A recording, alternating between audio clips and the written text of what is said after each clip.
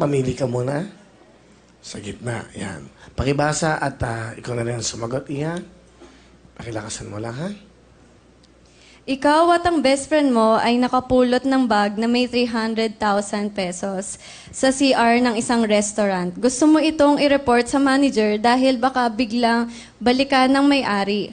Kaya lang, gusto ng best friend mo na itago niya na lang ang pera. May sakit kasi ang tatay niya at kailangan niya ng pera. Ano ang gagawin mo? Okay. Unang-una, hindi tayo kumukuha ng anumang bagay na hindi sa atin. Dahil hindi lang batas yung kalaban mo doon, lalo na ang Diyos. Kahit walang nakakaalam nun, nakikita ka naman ng Diyos. So, sasabihin ko na lang sa kanya na, best friend, ibalik na lang natin yan, magtatrabaho tayo ng mabuti, aayusin natin lahat ng buhay natin para maibayad natin sa pangangailangan ng pamilya mo. Yun lang. Galing, ha? Simple lang, ha? Pero tama yun, okay. So, sasabihin niya, nakikiusap ako sa iyo, maawa ka. Ang father ko kailangan, mamamatay siya pag hindi ko siya na-hospital ngayon o nabigyan ng gamot. Kailangan ko ng pera. Paano yun? Huwag ka mag-alala, nurse naman ako. Kayang-kaya kitang tulungan. Thank you very much. April, Angelic, Arsiaga. Magmula po sa Muntinlupa. Next we have Kyla Janito. Kylie from Martires, Cavite. Hello. Bumati ka muna. Binabati ko lahat ng kapuso. Hello po sa inyo. Here we go. Please. Pakibasa lang. Meron kang super crush na kapitbahay. Isang araw, natuwa ka dahil kinausap ka niya. Kaya pala siya nakipagkaibigan sa'yo ay dahil nagpapatulong siya sa pagligaw sa best friend mo. Gusto niyang maging tulay ka para maging malapit sa best friend mo. Papayag ka ba, ganong ikaw ang may crush sa kanya? Siyempre, kung makakatulong ako sa isang magandang love life ng kaibigan ko, why not? Tutulong ako para maging masaya sila. Kasi para sa akin, mahalaga yung kasiyahan ng ibang tao. Kasi para sa akin, yun yung isa sa layunin ko sa buhay ko. Yung magdala ng kaligayahan para sa ibang tao. Kaya kahit na-crush ko siya, crush lang naman yun. Alam ko darating din yung para sa akin.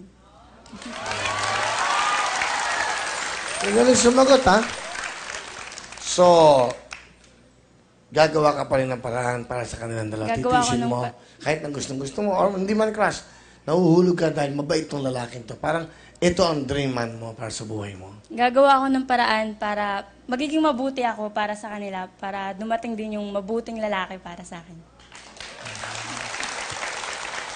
Ano ba ang mabuting lalaki sa tingin mo sa isang katulad mo? Siyempre, yung unang-una para sa akin is mas mahal yung Diyos kaysa sa akin. Kasi pag mas mahal niya yung Diyos kaysa sa akin, nandun na yung responsable siya, nandun na yung ginagalang niya ako. Galing. Parang ang sarap niyang kausap. Pag kausap ko siya, parang gusto kong bumait. Di ba? Galing. So, yun ang importante. God-fearing siya. Sa akin. Okay. Sige, mag-iingat ka, iyan. Sana. Wala ka ba po natin? Si Kyla Janito. Kylie, thank you so much. Galing. Last but not the least, from Caloocan City, Mela Madel Cahigas. Hi, Mela. Kumapit ka muna. Magandang gabi po sa ating mga kapuso dyan na nanonood sa kanilang mga bahay, sa ating mga studio audiences, at maging sa aking mga pamilya na laging sumusubaybay ng Wawawin. Magandang gabi po sa... Eto na, sumagot ka na. At sa mga katanungan, pakitanong mo sarili mo, iya. Okay, good luck, ha? May co-candidate ka dito sa gandang Filipina, nalalaman mo na nagsisinungaling pala sa edad. Ang totoo pala niyang edad ay 25 years old and 1 month. Ayon sa rules, 17 to 24 years old lang ang pwede. Nakiusap siya na wag mo siyang isumbong, total 1 month na lang naman ang sobra niya sa age. Kailangan daw niya makasali para sa tuition ng kapatid. Isusumbong mo ba siya? Unang-una sa lahat, makikiusap muna ako sa kanya na baka naman pwedeng may ibang paraan para makapag-provide siya ng tuition para sa kanyang kapatid. Dahil may rules tayo dito sa gandang Filipina na hanggang 24 years old lamang. Ngayon, kung siya ay 25 years old na, nararapat lamang na siya ay mag-back out dahil napaka-unfair nun sa mga talagang sumusunod sa rules nitong gandang Filipina. At bilang kaibigan niya, tutulungan ko siya para matustusan ang tuition fee ng kapatid niya. Malapakan niyo po ang ating mga contestants for today. That's right. So to receive 10,000 cash, who will be the Miss Gandang Pilipina for today? For our daily pa-contest.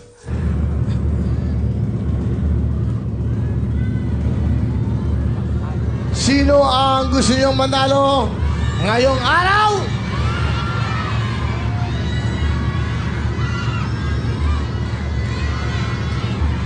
Gandang Pilipina for today is contestant number